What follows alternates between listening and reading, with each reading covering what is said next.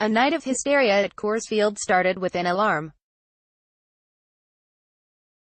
In the afternoon before an 8-5 victory over the Colorado Rockies, Dodgers closer Kenley Jansen placed a call to the team's training staff. He was marooned at the team hotel, and didn't feel right, manager Dave Roberts said. Jansen worried that he was experiencing a recurrence of the irregular heartbeat that has plagued him in the thin air of this city on multiple occasions. Jansen never made it to the ballpark Thursday. He visited a local hospital and underwent preliminary evaluations. The team placed him on a flight back to Los Angeles and scheduled an appointment with Jansen's cardiologist.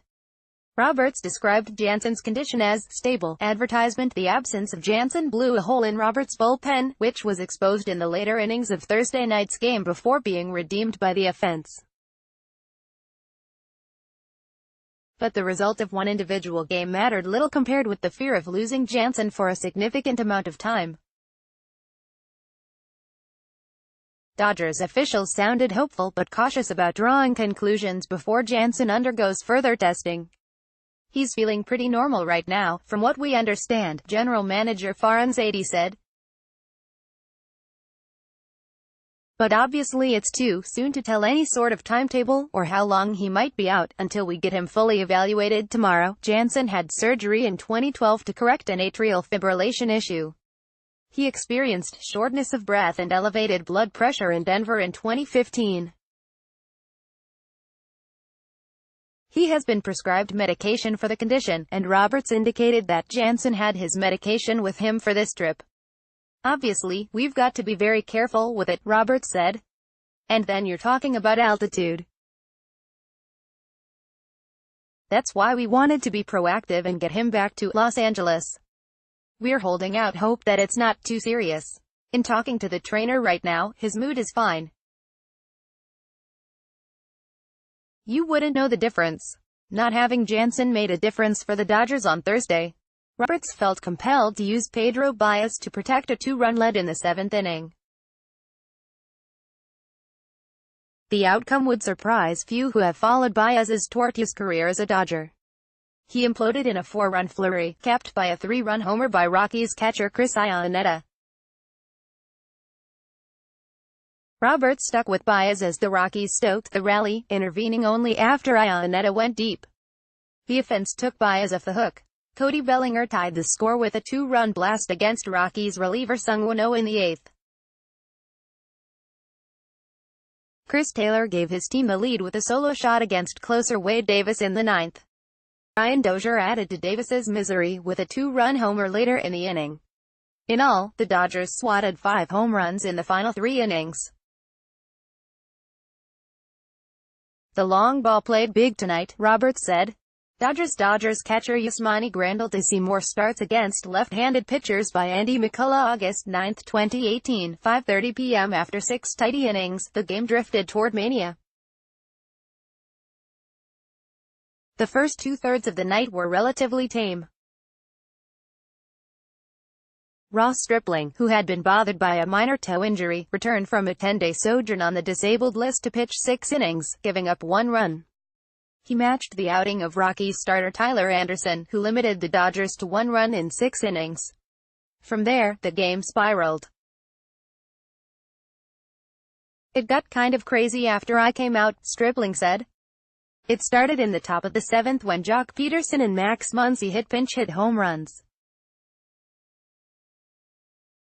Peterson opened the inning against Colorado reliever Scott Oberg by drilling an 0-1 changeup for an opposite field shot. 3 batters later, Muncy did the same on a 97 mph fastball. Muncy beamed as he returned to the dugout. The last few weeks have not been kind to him.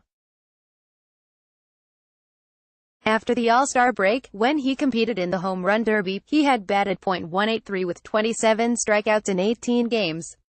He shook off some of his slump Wednesday, when he singled and hit a few balls hard on the ground. On Thursday, he took to the air once more. When he's using the big part of the field and going the other way, Roberts said, he's dangerous. With Jansen sidelined, Roberts pondered his options to hold the lead. He was saving Scott Alexander for a save situation. He preferred to use rookie Caleb Ferguson against left-handed hitter JT Chargois was not available.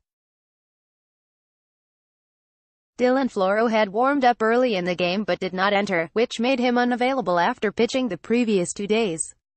So Roberts chose Baez. He had not pitched in 5 days. He had logged 2 scoreless appearances in August. The third would be far less clean. Advertisement: the Rockies staged a rally quickly. Leadoff single by third baseman Nolan Arenado preceded a walk of outfielder David Dahl. A single by first baseman Ian Desmond loaded the bases. Yasmani Grandal allowed a run to score for the second day in a row because he could not catch the ball, Arenado scoring on a passed ball. And then Ionetta crushed a 97 mph fastball off Baez. "You've got to go out there and get outs," Roberts said. "Fortunately for us, we battled back.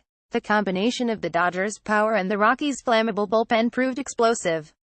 After a 2-out double by Matt Kemp in the 8th, Bellinger vaporized a 91 mph fastball from O. An inning later, after Ferguson completed a 5-out assignment, Taylor and Dozier tormented Davis. The victory was still tempered by concern about Jansen.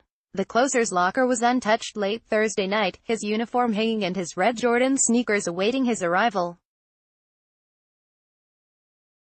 "He will not wear the outfit this weekend at Coors Field. We're just glad that he felt something and got help right away," Zadie said. "He's feeling pretty normal right now, from what we understand. But obviously, it's too soon to tell any sort of timetable, or how long he might be out, until we get him fully evaluated."